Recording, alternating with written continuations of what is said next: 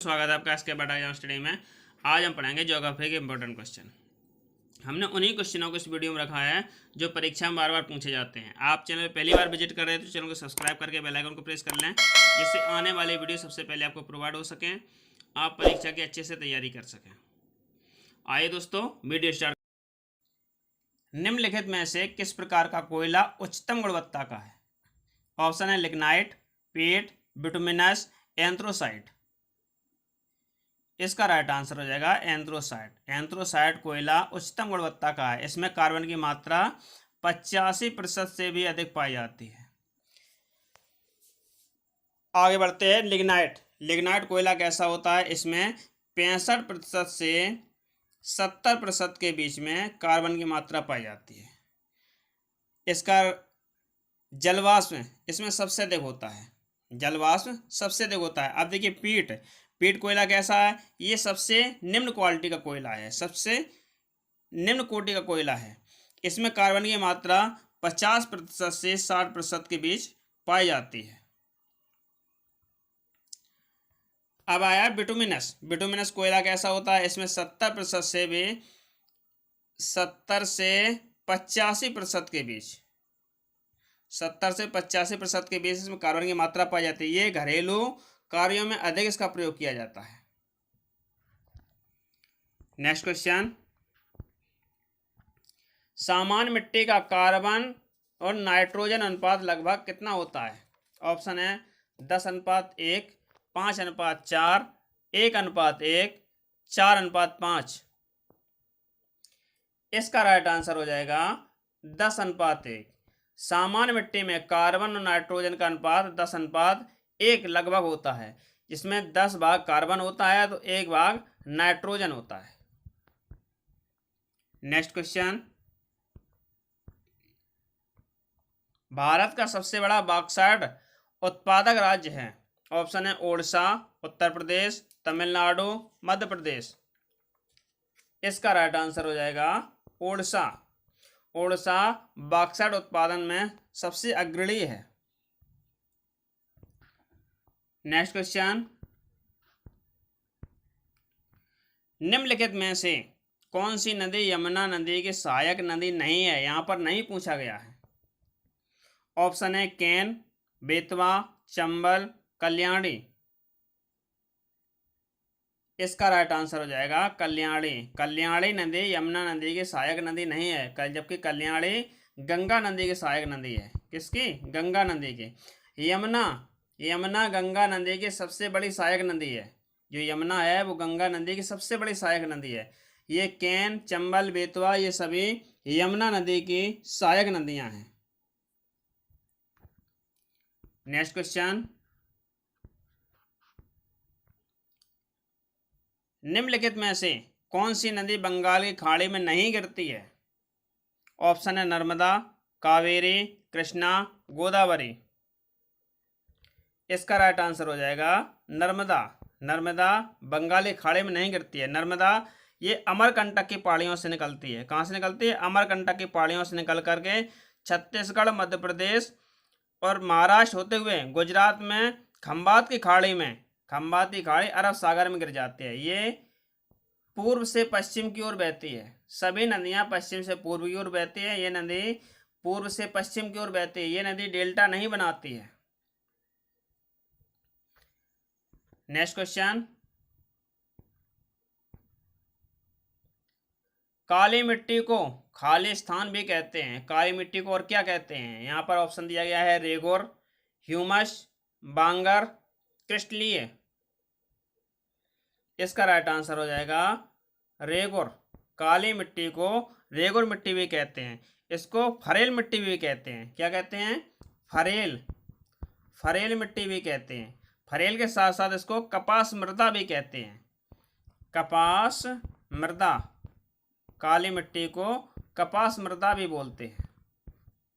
रेगोर, Pharrell, कपास मृदा, काली मिट्टी, इसके काफी नाम हैं। भारत में कितने प्रकार की मिट्टियां पाई जाती हैं? तो 8 प्रकार की। हम मिट्टी पर आने वाले समय में वीडियो बना करके आपको प्रोवाइड कर देंगे। Next question. गोदावरी नदी का उद्गम स्थल खालिस्तान राज्य में है। गोदावरी नदी का उद्गम स्थल कहाँ पर है, किस राज्य में है? ऑप्शन है मध्य प्रदेश, छत्तीसगढ़, महाराष्ट्र, उड़ीसा। इसका राइट आंसर हो जाएगा महाराष्ट्र। महाराष्ट्र के नासिक जिले में गोदावरी नदी का उद्गम स्थल है। ये महाराष्ट्र से निकल करके बंगाली खाड़ी में गिर जाती है। नेक्स्ट क्वेश्चन, निम्नलिखित में से किस राज्य से कर्क रेखा नहीं गुजरती है? यहाँ थोड़ा क्वेश्चन में मिस्टेक है। निम्नलिखित राज्यों में से किस राज्य से कर्क रेखा नहीं गुजरती है? ऑप्शन है राजस्थान, त्रिपुरा, मिजोरम, उत्तर प्रदेश। इसका राइट आंसर हो जाएगा उत्तर प्रदेश। उत्तर प्रदेश से कर्क रेखा नहीं गुजरती है। भारत के लगभग बीचों बीच से कर्क रेखा गुजरती है। अब ये कर्क रेखा भूमध्य रेखा के समानांतर उत्तरी गोलार्ध में ये काल्पनिक रेखा है। ये भारत के लगभग बीचों बीच 8 राज्यों से होकर गुजरती है। वो 8 राज्य कौन कौन से हैं? पश्चिम बंगाल, झारखंड, गुजरात, राजस्थान, मध्य प्रदेश, छत्तीसगढ़, मिजोरम और त्रिपुरा। ये 8 राज्य से होकर के कर्क रेखा गुजरती है। इस पर हमने एक ट्रिक के माध्यम से वीडियो बनाया है। ये 8 राज्य केवल 4 अक्षरों में समाहित हैं। अगर आपने वो वीडियो नहीं देखा है तो उसका लिंक हमने डिस्क्रिप्शन में दे दिया। हिमालय का तीसरा सबसे बड़ा शिखर कौन सा है? ऑप्शन है mount Lhotse, mount Makalu, mount Fuji, mount Kanchenjunga. इसका राइट आंसर हो जाएगा माउंट कंचनजंगा। हिमालय का सबसे बड़ा तीसरा शिखर माउंट कंचनजंगा है। अब देखिए हिमालय का सबसे ऊंचा शिखर कौन सा है? तो माउंट एवरेस्ट। कौन सा है? Mount Everest. इसकी ऊंचाई कितनी है? तो 8,848 मीटर। 8,848 मीटर। दूसरे सबसे बड़ी ऊंची चोटी है K2, जिसको गार्डविन आस्टीन भी बोलते हैं। K2 इसकी ऊंचाई कितनी है? तो इसकी ऊंचाई है 8,611 मीटर। 8,611 मीटर। उसके बाद तीसरी सबसे ऊंची चोटी है माउंट कंचनजंगा। इसकी ऊंचाई है 8,586 मीटर।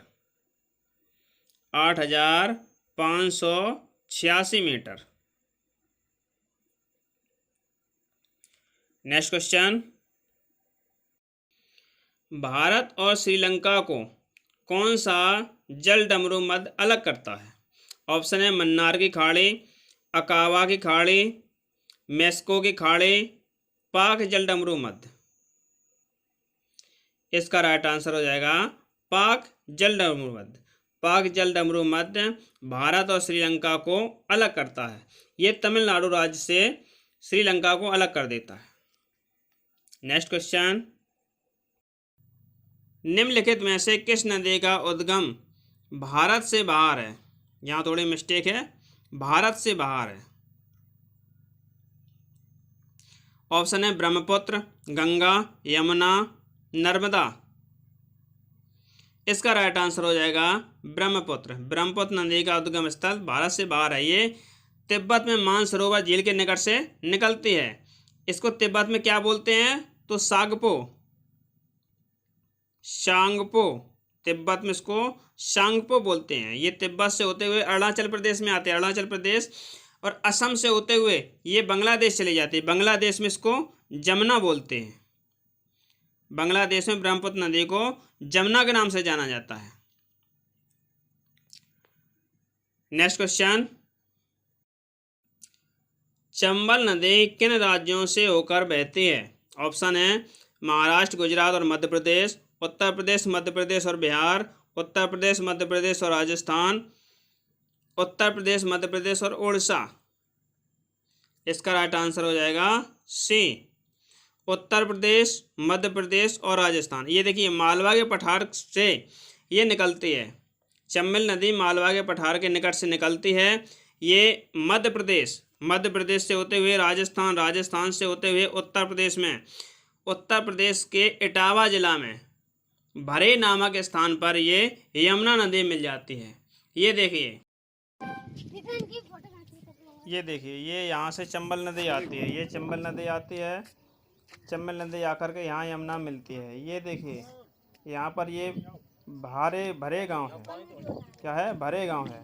ये चंबल नदी आकर भरे गांव पर, ये देखिए भारेश्वर का मंदिर है।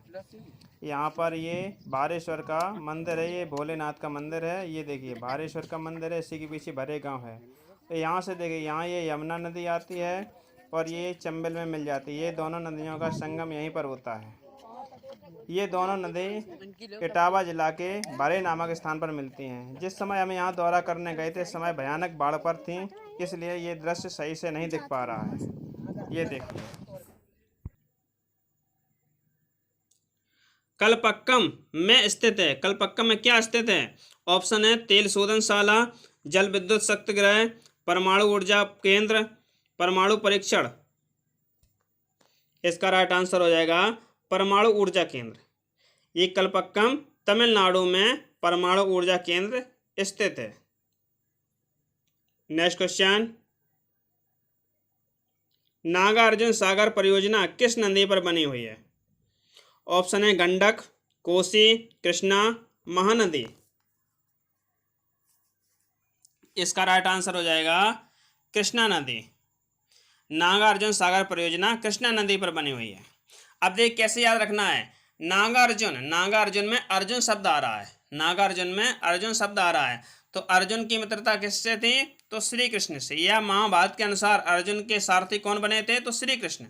तो कृष्ण, तो नागार्जुन कृष्णा नदी। दोस्तों, हमने सागर परियोजना एवं स्थान पर एक वीडियो बनाया है, वो भी ट्रिक के माध्यम से बनाया है कि कौन सी सागर परियोजना किस नदी पर स्थित है। अगर आपने नहीं देखी है तो उसका हमने लिंक डिस्क्रिप्शन में दे दिया है, आप वहां जाकर के जरूर देखें। नेक्स्ट क्वेश्चन, यदि पृथ्वी का अक्ष झुका हुआ नहीं होता तो सूर्य की किरणें केवल लंबवत पड़ती। ऑप्शन है कर्क रेखा पर, मकर रेखा पर, ध्रुवों पर, भूमध्य रेखा पर। इसका राइट आंसर हो जाएगा भूमध्य रेखा पर।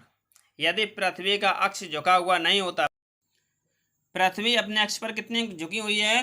तो 23.5 डिग्री झुकी हुई है, यानी 23.5 डिग्री झुकी हुई है। अगर पूछा जाता है कि पृथ्वी अपने अक्ष से कितने अंश का कोण बनाती है, तो 66.5 का, 66.5 डिग्री का ये कोण बनाती है। अगर पृथ्वी का अक्ष झुका हुआ नहीं होता तो केवल भूमध्य रेखा पर इसके लंबवत सूर्य की किरणें पड़ती। अब देखिए, भूमध्य रेखा पर अगर सूर्य की किरणें पड़ती तो हमेशा दिन और रात बराबर होते हैं। अब संपूर्ण पृथ्वी पर दिन रात कब बराबर होते हैं? तो 21 मार्च और 23 सितंबर।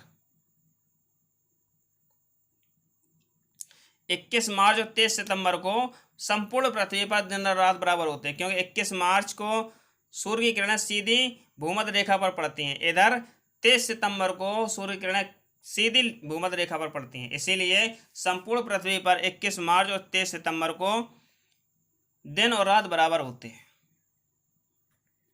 नेक्स्ट क्वेश्चन, नेवेली निम्न में से किस वस्तु के खानों के लिए प्रसिद्ध है? ऑप्शन है हीरा, सोना, लिग्नाइट, चूना का पत्थर। इसका राइट आंसर हो जाएगा लिग्नाइट। जो नेवेले खान है ये लिग्नाइट के लिए प्रसिद्ध है। Next question, gateway of India कहाँ स्थित है? ऑप्शन है मुंबई, दिल्ली, कोच्चि, बंगलौर। इसका राइट आंसर हो जाएगा मुंबई। गेटवे ऑफ इंडिया कहाँ पर स्थित है? तो मुंबई में। अब देखिए, ये 1913 ईस्वी में इसकी आधारशिला रखी गई थी। कब? 1913 ईस्वी में। गेटवे ऑफ इंडिया कहाँ पर है? मुंबई में। अगर पूछा था इंडिया गेट, अगर इंडिया गेट पूछा जाता है तो दिल्ली में स्थित है। इंडिया गेट अगर पूछा जाता है तो दिल्ली में स्थित है, और गेटवे ऑफ इंडिया अगर पूछा जाता है तो मुंबई में स्थित है। नेक्स्ट क्वेश्चन, जिम्बाब्वे देश का पुराना नाम क्या है? ऑप्शन है जैरे, रोडेशिया, तंजानिया, स्वाजीलैंड। इसका राइट आंसर हो जाएगा रोडेशिया। जिम्बाब्वे का पुराना नाम क्या है? तो रोडेशिया। नेक्स्ट क्वेश्चन, बॉक्साइट किसका महत्वपूर्ण अयस्क है? ऑप्शन है एल्युमिनियम, जस्ता, तांबा, माइका। इसका राइट आंसर हो जाएगा एल्यूमिनियम। बॉक्साइट एल्यूमिनियम का महत्वपूर्ण अयस्क है। नेक्स्ट क्वेश्चन, पिसीकल्चर से तात्पर्य है, यानी पिसीकल्चर किसे कहते हैं? भेड़ पालन को, या रेशम पालन को, या मत्स्य पालन को, या टमाटर खेती को?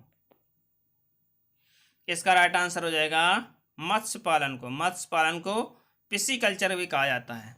मत्स्य पालन को नीली क्रांति भी कहा जाता है। अगर पूछा जाता है नीली क्रांति किससे संबंधित है, तो मत्स्य पालन से, यानी मछली पालन से। दोस्तों, इसके साथ ये वीडियो समाप्त होता है। हमारा ये वीडियो आपको कैसा लगा हमें कमेंट बॉक्स में जरूर बताइएगा। आपको किस तरह की वीडियो और चाहिए हमें कमेंट बॉक्स में बताएं, या कोई आपका सुझाव या शिकायत हो तब भी हमें कमेंट बॉक्स में जरूर बताएं। मिलते हैं अगले वीडियो में, तब तक के लिए जय हिंद दोस्तों।